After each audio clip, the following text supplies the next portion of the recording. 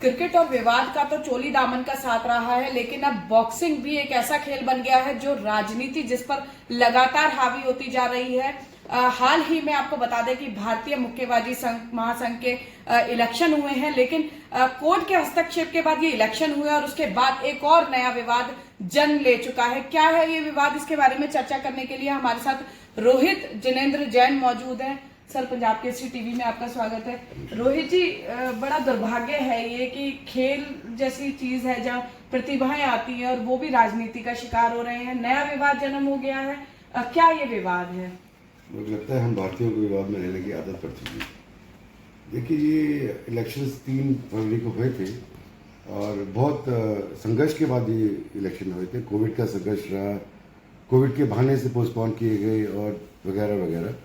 और मेरा ये 3 फरवरी को इलेक्शन हुए थे जो कि कॉन्स्टिट्यूशन के बिल्कुल अगेंस्ट हुए। मध्य प्रदेश में विवाद चल रहा है, उनकी वोटें भी काउंट की जाए।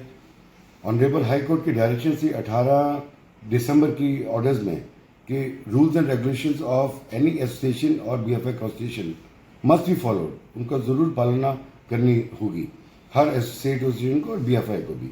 उसके बावजूद हमारे बंगाल के प्रेसिडेंट ने जिनको वोटर के लिए नॉमिनेट किया उनकी वोट नहीं ली गई। अजय सिंह जी ने, प्रेसिडेंट ने या रिटर्निंग ऑफिसर जी ने कैसे उन दूसरे वोटर के लिए सहमति दी, ये आप खुद समझ सकते हैं।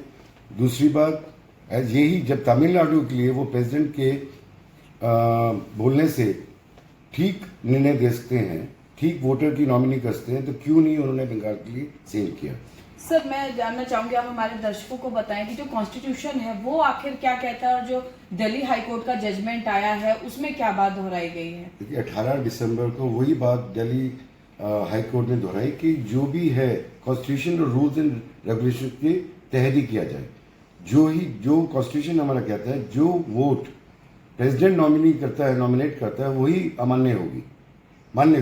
जी सर, इससे पहले सितंबर में ये चुनाव होने थे, लेकिन कोविड का हवाला दिया गया था, जबकि दिल्ली में मीटिंग बुलाई गई थी, वहां पर काफी लोग मौजूद थे। तो ये इस तरह की पॉलिटिक्स क्यों, इसके पीछे क्या कारण मानते हैं? क्योंकि लगभग 20 सालों से आप जुड़े हुए हैं बॉक्सिंग से। देखिए, ये तो आप खूब अच्छी तरह समझते हैं कि पोस्टपोन कौन क्यों करता है। एक हार का डर ही होता है या कुछ गलत जरिए अपनाने के लिए समय चाहिए होता है किसी को। अब पोस्टपोन जब बिहार के इलेक्शन होते हैं, हैदराबाद के इलेक्शन होते हैं, किसान आंदोलन होता है, 5 फेडरेशन स्पोर्ट्स एसोसिएशन के इलेक्शन होते हैं, बॉक्सिंग क्यों नहीं पा रहे थे, ये सब समझ में किसी को नहीं आ रहा था। फिर भी हम हाईकोर्ट गए और हमने ये संभव किया हाईकोर्ट के डायरेक्शन से कि इलेक्शंस हों।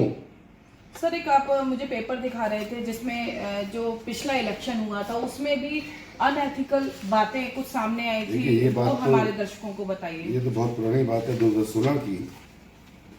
2016 में जब 2014 के बाद बड़ी मुश्किल से बॉक्सिंग फेडरेशन ऑफ इंडिया का फॉर्मेशन हुआ था, तब भी ये देखिए, ये पैम्फलेट श्री अजय सिंह जी ने सिर्फ एक प्रेसिडेंट के पद पाने के लिए वोटिंग जाते हुए ये बांटे थे कि हर स्टेट को 5 से 10 लाख रुपए सालाना दिए जाएंगे। क्या ये एथिक्स के अगेंस्ट नहीं है? क्या ये उस वक्त इसका किसी ने विरोध नहीं जताया? क्योंकि जब आम चुनाव भी की बात करें हम, तब भी इस तरह से लालच प्रलोभन आप नहीं दे सकते हैं। देखिए, विरोध करने वाला सिर्फ मैं अकेला ही था। मैंने विरोध इसलिए नहीं किया क्योंकि बॉक्सिंग ऑलरेडी ही 2014 से तकलीफ में थी जी। और कोई फेडरेशन थी इंडिया में जिसके कारण स्पोर्ट्समैन बहुत तंग हो रहे थे और इंटरनेशनल नेशनल लेवल में हमारी बेइज्जती हो रही थी। तो मैंने उचित नहीं समझा 2014 के अंदर बॉक्सिंग को फिर हॉल्ट पे लाने के लिए, इसलिए मैंने आपत्ति नहीं जताई। बट हाँ, हालांकि मैंने गवर्नमेंट ऑफ इंडिया को चिट्ठी लिखी, अभी भी लिखी मैंने, कि ये चीजें दोबारा ना दोहराई जाए जो हमारी स्पोर्ट्स के लिए बेहद अच्छी नहीं है। रोहित जी, पीछे जब महिला विश्व चैंपियनशिप हुई, वहां पर भारत की मुक्केबाजी संघ ने साख को बट्टा लगाया और अब जब मेजबानी हाथ से ऐसे छोड़ दी गई और उसके पीछे कारण जो भी रहे हो, लेकिन कहीं ना कहीं आपको लगता नहीं है कि मुक्केबाजी को लेकर जो भारत की साख है उस पर कहीं ना कहीं सवालिया निशान लगा दिए गए हैं? देखिए, मुक्केबाजी की साख पे तो बहुत ज्यादा असर आया। ये क्यों इंटरनेशनल बॉक्सिंग को पेमेंट नहीं की, क्यों टाइमली पेमेंट नहीं की, क्यों हमारी एफिलिएशन कैंसिल हुई, क्यों हमारी ये वर्ल्ड चैंपियनशिप कैंसिल हुई, तो ये तो जो चला कार्यकर्ता थे, जो प्रेसिडेंट थे, जो एग्जीक्यूटिव कमेटी थी, उनके फाइनेंशियल मिसमैनेजमेंट के कारण हुआ, उसकी ओवर कमिटमेंट की। अब देखिए, बहरहाल इस चीज़ को देखिए, अगर किसी भी ब्रांड का टेंडर होता है प्रमोशन के लिए, मार्केटिंग के लिए, जी, तो टेंडरिंग होनी चाहिए। मेरे पीछे सिर्फ स्पाइस जेट का ही पोस्टर क्यों लगे?